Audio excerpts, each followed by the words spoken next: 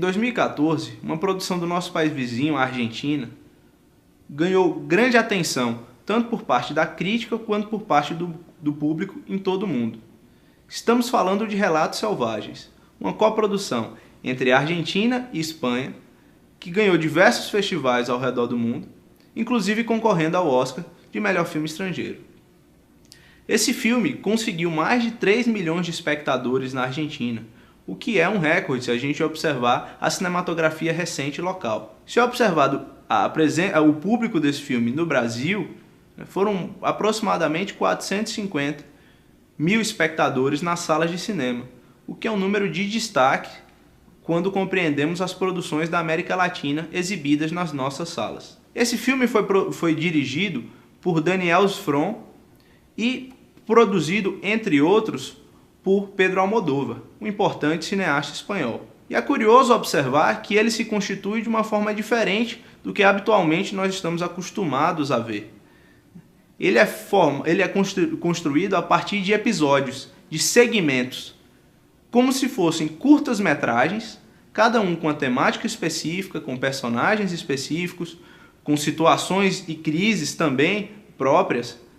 Esses personagens, eles não se cruzam, portanto, eles participam, os atores e os personagens, apenas de um desses segmentos. E juntam-se esses vários curtas, esses vários pequenos filmes, formando o que seria o longa-metragem Relatos Selvagens. É curioso pensar que esse tipo de filme, ele não é, claro, uma inovação dentro da cinematografia mundial. Já existe uma tradição desse tipo de filme segmentado, né? Mas, ultimamente, me parece ser um filme que se destaca por ser diferente nesse sentido. Né? Então, se temos vários curtas, várias pequenas histórias, o que une essas pequenas histórias, já que os personagens são diferentes e os enredos são diferentes? Podemos pensar que o que une as 6 histórias está na presença do personagem em situações limites, né? Situações dramáticas de crise interna, provocadas geralmente por fatores externos, e que os fazem escolher entre uma ou outra situação. E o enredo vai se desenrolar a partir das escolhas desses personagens nessas situações limites. Os contextos que os personagens estão inseridos nas diversas histórias, eles por vezes parecem estranhos e distantes, ao mesmo tempo que eles parecem também possíveis. É como se aquelas histórias pudessem acontecer ao nosso redor. Talvez por isso o filme Relatos Selvagens tenha sido grande destaque no mundo. É como se esse filme pudesse ser reconhecido nas diversas nacionalidades. Nós aqui no Brasil, ou por exemplo alguém na Espanha, ou nos Estados Unidos, até mesmo na Argentina, claro, reconhece naquelas histórias situações em que aquilo poderia acontecer. Eu poderia ver aquilo no jornal, né? Eu poderia ler aquilo na internet. Então, essas histórias talvez nos aproximem, enquanto espectador, do filme Relatos Selvagens. As situações dramáticas em que os personagens se encontram, elas, claro, são carregadas de dramaticidade, né, de situações de crise, de apreensão, ao mesmo tempo que o elemento do humor aparece tanto no diálogo quanto na própria forma de agir dos personagens. E isso, claro, que nos aproxima também do filme. É um filme que brinca com essas situações, que são críticas, mas também nos aproxima desses personagens nessas situações limite. E esses personagens, eles começam a agir como se eles fossem fora do padrão, né? Como se eles estivessem fora de um comportamento padrão. É como se eu desligasse a chave e eles começassem a agir a partir dessa motivação externa, né? A partir dos instintos, dos seus instintos mais selvagens, né? E a raiva talvez seja um momento de transformação desses personagens.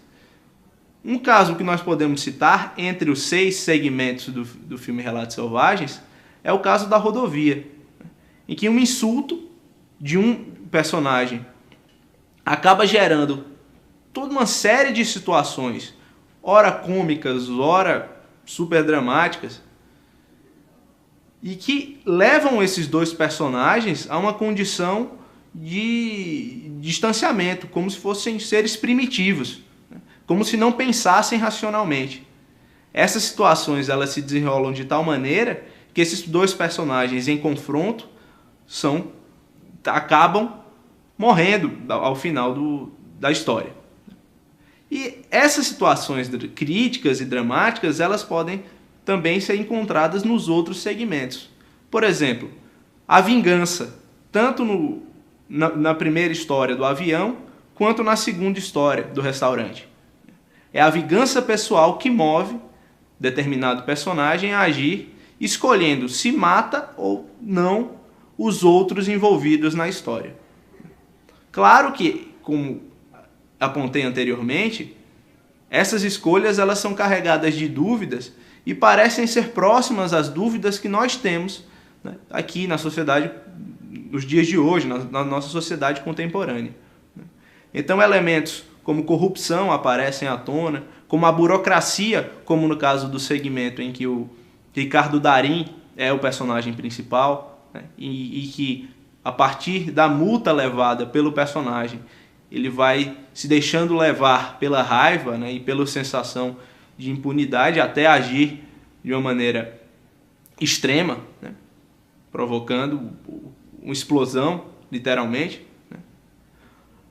Podemos então perceber que essas situações desses vários personagens, provocadas novamente por esses fatores externos, elas são situações, claro, distantes ao mesmo tempo que próximas.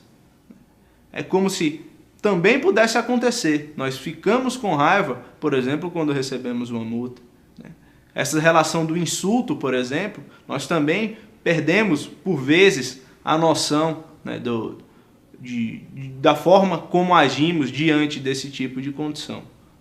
Então, talvez a grande questão do filme Relatos Selvagens seja nessa aproximação. São situações extremas, situações limite, o personagem é colocado nessas situações limite, mas, ao mesmo tempo, nos parecem situações possíveis, situações que dialogam com o contexto na contemporaneidade, né, nas relações entre os indivíduos na contemporaneidade. Portanto, esse filme acaba ganhando destaque, sendo esse sucesso de público e crítica, muito em função, além, claro, das questões técnicas, mas desse aspecto.